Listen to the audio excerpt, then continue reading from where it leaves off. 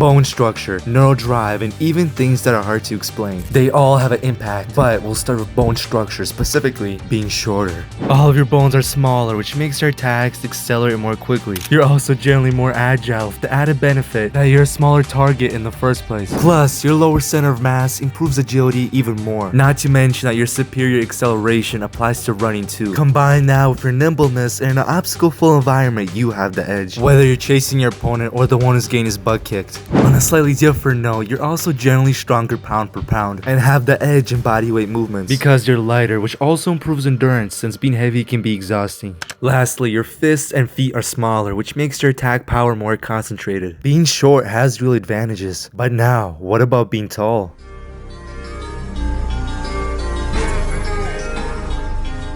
Firstly, all of your bones are longer, which might increase your attack's top speed. For example, with kicks, the tip of your foot is farther away from your hip, which might make it travel faster. Secondly, but in a different way, this time with punching, your fist has more time to accelerate before you run out of reach. Very confusing, I know, and honestly kind of bro science, but I thought I'd throw it out there anyway. Also, your shoulders and hips are wider, giving you a further mechanical advantage when it comes to power. Another thing is your shoulders are above your opponent, meaning when you punch, you can slam your weight down. This has the added benefit that if you're taller, you weigh more in the first place. Plus, your fists and feet are larger, making it even harder to miss. Next, if you have to run away or chase someone, superior top speeds apply to your running too. Keep in mind, Sue Bington has the fastest start, but Usain Bolt has the highest top speed. Lastly, you're generally more durable, with the added benefit that your head is higher up, making it even harder to KO you. But all this bone structure stuff aside, what about your muscles? Beginning with neural drive, it's the amount of strength you can use. Most can only use 12% of their strength at any given moment. Athletic individuals can use up to 25, but elites up to 35. Neural drive is mainly affected by how durable your body is, and a good way to target it is with overcoming isometrics. I know in my last video I gave completely different numbers for neural drive. That's because I messed up, guys, sorry about that. Anyway, let's move on to muscle fiber types. The two main ones are fast twitch and slow twitch. Slow twitch fibers contract slowly but have great stamina. Fast twitch fibers contract quickly but have bad stamina. It's likely that pound for pound, fast twitch fibers can lift more weight, but there's conflicting evidence. Nonetheless, it is certain that fast twitch fibers are generally larger and respond better to hypertrophy. Just keep in mind the different fiber types are more like on a gradient scale. Anyway, for combat, being more fast twitch is probably better, because your attacks are faster and speed is power. And a good way to target fast twitch fibers is with plyometrics. Break, that was a lot. Let's relax by giving you a little question. I never said it here, so it's just a test of your past knowledge. Are fast twitch fibers more white or red in color?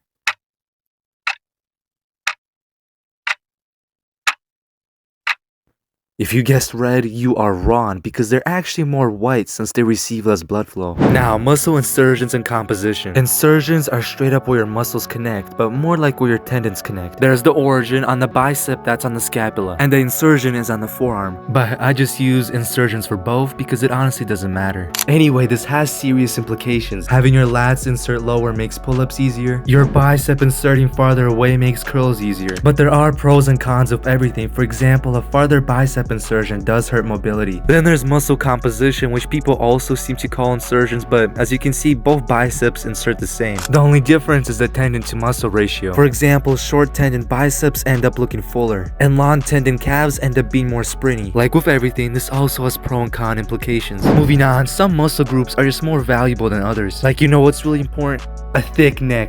It's just really hard to knock out a dude when his neck looks like a tree trunk. And your shoulders are really important for your punching endurance. If you've ever done boxing, you know your shoulders always get tired first. Muscle mass as a whole is actually important, because bear with me, we'll get to the fun part in a moment. But no matter what gurus online say, weight does matter. Most of the time, the heavy dude is gonna beat the lighter dude. If you're trained and on the lighter side, sure, you'll probably win. But most light guys aren't trained, they're just skinny because they can't gain weight. In that case, the heavy dude will win. And gender is important too, no matter what the girl power stuff says. Yes, a really strong woman is stronger than a really weak man, but average versus average, the guy will win, so avoid fights if you can. And cut, because now it's time for the fun part.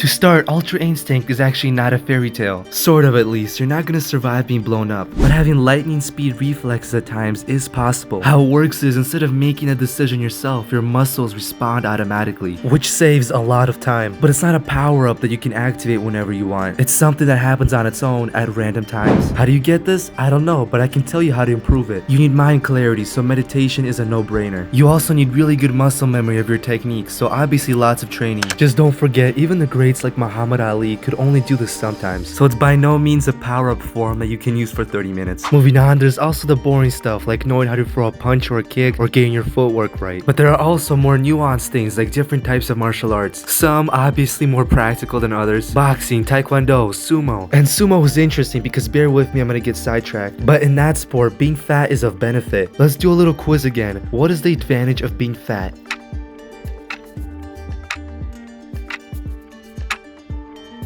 Well, it's actually all four. Starting with durability, your bones are less exposed, making you more protected. For example, of me, my body fat percentage is very low. And when I was doing some martial arts, everyone had to break a wooden board with their elbow. Well, unlike everyone else, when I broke mine, I started bleeding. I don't know, maybe my form just sucked. Moving on, it's also harder for people to move you. The first reason is your feet are planted more firmly on the ground. The second reason is because of the way fat naturally distributes, your center of mass is lower, which makes it a lot harder to fall over, but makes it easier to push other people. Lastly, you naturally float, which might sound like a joke, but it is a very real advantage. Now, would I ever get fat? No, it's unaesthetic and I need to keep my YouTuber image intact. But it is fun to talk about. Nonetheless, now it's time for the last important part of this video.